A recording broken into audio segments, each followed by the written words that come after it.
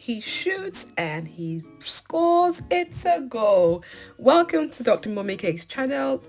This is another one of my cake decorating masterclass where I show you step by step how to decorate a football cake.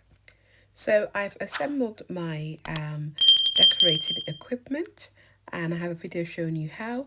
And to start off with, I'm just putting a thin layer of buttercream on my cake board, and then I'm going to assemble the cake. So I'm using Swiss brand buttercream, but you can also use my easy to make American buttercream, and you want to apply and spread a nice generous layer of buttercream on your cake.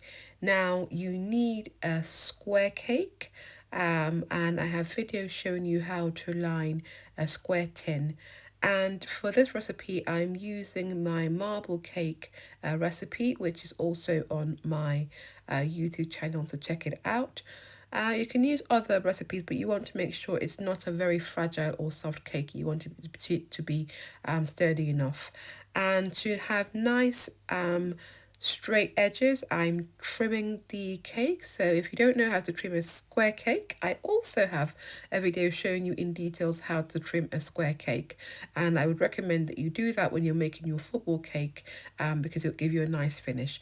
Now if you have any kids, either your kids or kids that you love, I'm sure one day you will be asked to make a football cake, because football is very popular among girls and boys. So this will be a good video to learn, because a football cake is a perfect cake. To keep it sturdy, because I made this cake in summer, I applied a layer of ganache, and ganache is good to have nice firm straight edges. So if you don't know how to make a ganache, I'm going to briefly describe it, but I have a full-length tutorial that shows you in detail how to make ganache. You want to use good quality milk chocolate, break it up into smaller pieces.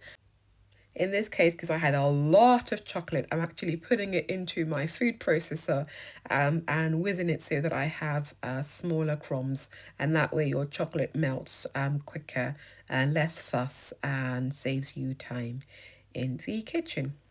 So the second ingredient that you need to make your milk chocolate ganache is double cream, which you are going to heat up in the microwave. It will take you about a minute or so. I recommend that you heat it up in the last of 30 seconds until it's nice and hot, and then you're going to pour your heated cream into your chocolate and mix and whisk until your ganache comes together quite nicely. Thank you to all my returning DrMummyCakes subscriber. If you're not subscribed, can I ask you to click the subscribe button and stick with me, you'll learn how to make amazing cakes. So once your ganache is ready, you want it to cool down, and you want to basically cover it and apply cling film directly to the surface of the ganache so it doesn't form a skin, and set aside and leave to cool. So we're going to be now decorating with the ganache, and I'm using the essential tools for buttercream decorating. If you don't know what tools you need, check out the video. The link should be in the description section and at the top of your screen, and these are the same tools that you need for ganache decorating. Now you could use just buttercream, but I wanted a nice sturdy cake, and ganache is good for that because it sets quite hard, and also I made this cake in summer.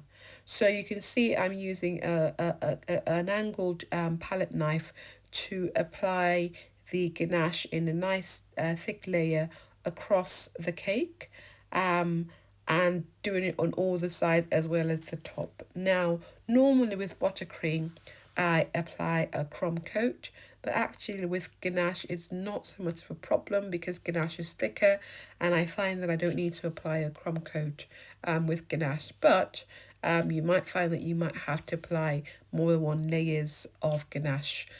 Do what works best for you.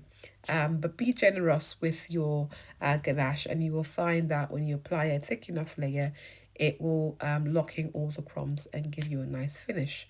And this is the step where you've got to be patient. It's a lot of work, takes time, but the time and effort will pay off. So here I'm spreading the ganache onto the top of the cake, and again coating it until the top of the cake is all nicely covered.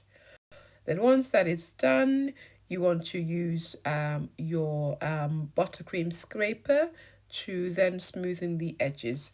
Now, because this is not a tall cake, I'm using my smaller flexible smoother to smooth the ganache on the sides as well as the top. So I'm just going to let you watch and see how I do this bit for a while.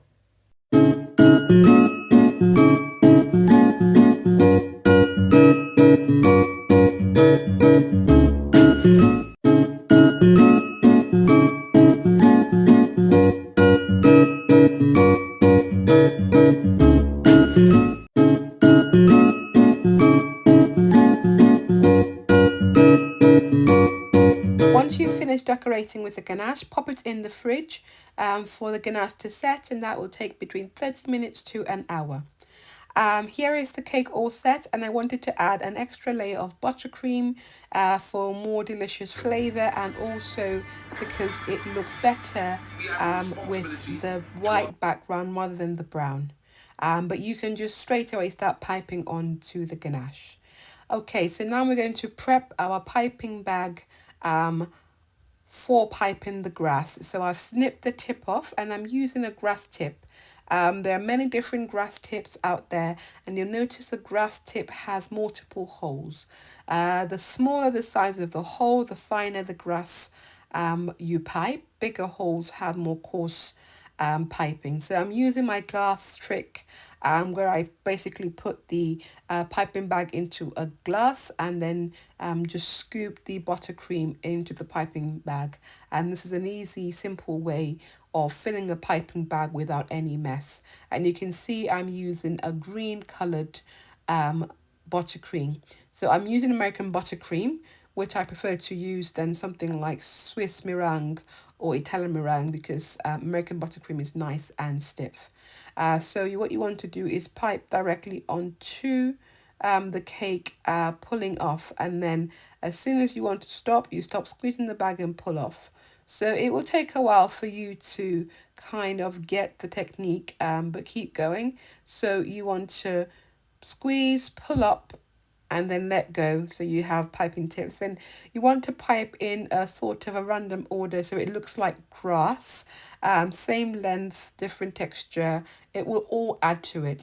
Now, this was a big cake and it took a while to pipe, and you will find that it gives your hand quite a workout. So don't be afraid to stop and give your hands a break. Otherwise, you will get serious cramping. And also, you will find that sometimes the heat from your hand starts to melt the buttercream. So when you find that the buttercream starts to melt and it's not coming out nicely, stop.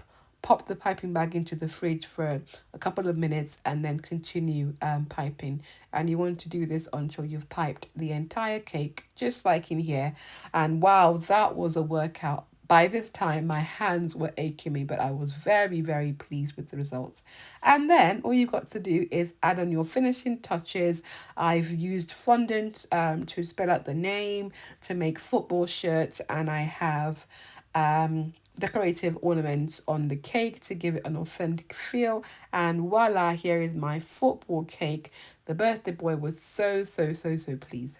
So now you know how to make a football cake. So next time your loved one wants one, you will be up to the task. Thank you for watching, and if you haven't subscribed, hit the subscribe button now. Thank you so much, and I will see you next time.